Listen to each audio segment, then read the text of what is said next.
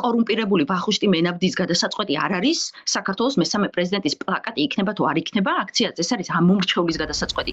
ნაციონალური მოძრაობა საზოგადოებრივი მაუწყებლის მარშის ერთ-ერთ ორგანიზატორს ვახუშტი მენაბდეს უპირისპირდება და მას ოჯახთან ერთად ქართულ ოცნებასთან გარიგებაში ამხელს. ანი წითლიძე ასაჯაროვებს სახელმწიფო შესყიდვების დოკუმენტაცია, საიდანაც ირკვევა, რომ მენაბდის ოჯახს აქვს ცემენტის ქარხანა, რომელთანაც ქართული ოცნება კონტრაქტებს ინტენსიურად დებს.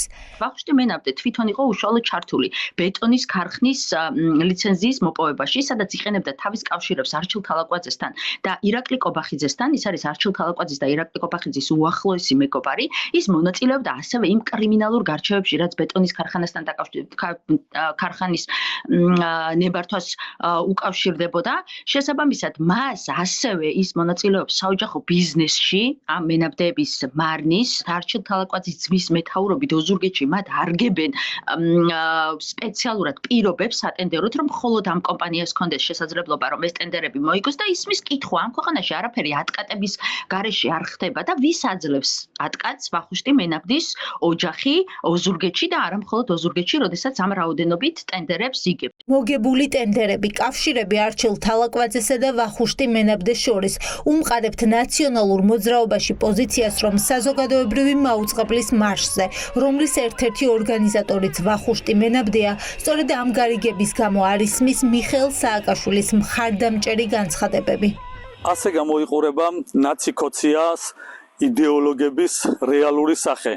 ქოცურ ჯიგრულ შაულ პონჩი დალაგებული ბიზნესი, ბეტონის და ქვაღორღის სამტეხლოები არაერთი მილიონიანი ქონება, რომლებიც თალაკვაძეებთან ქოცებთან დალაგებით მენაბდეების კუთვნილებაშია და ადამიანი, რომელიც სახელდავარცხნილი NGO-შნიკი, რომელიც ყოველდღიურად მოძღვრავს თუ ნაცები რა ბოროტება არის, რეალურად მისი სახე და მისი ქონებები ესე გამოიყურება ნაცებთან ბრძოლის შემდეგ. სახელმწიფო შესყიდვებიდან ირკვევა, რომ ვახუშტი მენაბდის ოჯახის კომპანია ტენდერებში მონაწილეობს. სულ მცირე 21 ტენდერი აქვს მოგებული, მათგან 7 გამარტივებული შესყიდვის წესით და ჯამში 4 მილიონ ლარზე მეტი აქვს სახელმწიფო ბიუჯეტიდან მიღებული. ამტკიცებენ, რომ ვახუშტი მენაბდე უშუალოდ იყო ჩართული მისი ოჯახისთვის მომგებიანი სქემის დალაგებაში. და არა მარტო ტენდერებში, საბიუჯეტო დაფინანსებასაც გადასარევად იღებენ. ამ ადამიანის დედა, რომელიც ევროკავშირის დაფინანსებებს იღებს, არაერთ დაფინანსებას, მათ შორის თავად ადგილობრივი ბიუჯეტიდან და სხვათა შორის ოზურგეთის მეერმა თალაკვაძე მის საპატიო მოქალაქეთაც დააჯილდოვა. არ ხდება ესეთი რაღაცეები ჩვეულებრივად. კარგად უნდა ესმოდეს ყველას და ახსნა, როდესაც ისინი ამბობენ, რომ თურმე მიშას ხსენება არ შეიძლება და მიშას ბანერებს ხევენ, ამას აქვს აი ესეთი მარტივი ახსნა. ეს არის ივანიშვილის მიერ მართული ეგრეთ წოდებული ოპოზიცია. ბრალდებებს სოციალურ ქსელში განცხადებით უპასუხა ვახუშტი მენაბდემ. არ უარყოფს, რომ მისი ოჯახი სახელმწიფო შესყიდვებში მონაწილეობს, თუმცა თვლის, რომ ამ კამპანიით, რასაც ნაციონალური მოძრაობა ეწევა, რეალურად მათი მიზანია საპროტესტო მოედნის გასუფთავება იმ მოძრაობებისგან, ვინც მათი გავლენის ქვეშ არ არის.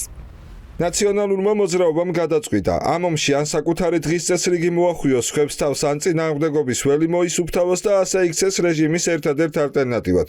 რადგან პირველი ვერ შეძლეს ხვების გაშავებაზე გადავიდნენ, მაგრამ აქაც არაფერი გამოუვათ. ცუდი ის არის, რომ ისინი წინააღმდეგობის საბოტაჟით არიან დაკავებულები. რაც რეჟიმთან წინააღმდეგობაში ვარ ჩართული, ქოცები სხვადასხვა ფორმით ცდილობენ ჩემზე საერთაშორისო დაფინანსების შესახებ ნეგატიური პროპაგანდა ააგორონ. ხან რა მოიგონეს, ხან რა. და პარალელურად მთელი ეს დრო ნაცები ტენდერების თემას ამზადებდნენ. რახან ორივე მხრიდან გვიტევენ, ესე იგი სწორ გზას ვადგავართ. მენაბდის თანაგუნდელებით თვლიან, რომ ნაციონალური მოძრაობა მათ ებრძვით ახლოს სწორედ იმის გამო, რომ სააკაშვილთან დაკავშირებით საზოგადოებრივი მაუწყებლის მარშებზე განცხადებები არ კეთდება. ჩვენ ვფიქრობთ, რომ ეს არის ორგანიზებული შეტევა ჩვენს მოძრაობაზე, სოციალური დემოკრატიისთვის, რომელიც არც დღეს დაწყებულა და სავარაუდოდ არც დღეს დამთავრდება. ეს არის სტრატეგია, რომ ასე ვთქვათ, შუა გაიკრიფოს და დარჩნენ ერთ-ერთზე ქოცები და ნაცები ერთმანეთთან საზოგადოების კონსოლიდაცია მოხდა ორ მთავარ საკითხზე. ერთი ეს ხო გაყალბებული არჩევნები და ევროინტეგრაციის პროცესის შეჩერება და სინდისის პატიმრების სოლიდარობა. ჩვენ ამ ორი საკითხის მხარდამჭერები ვრჩებით. პირველივე დღიდან ჩვენი სტრატეგია იყო იდენტური, რაც დღეს არის, რატო გახდა დღეს მაინც და მაინც ეს ისეთი აქტუალური საკითხი. ესეც არის იმ სტრატეგიის ნაწილი, რაც თქვი თავდასხმა ჩვენზე.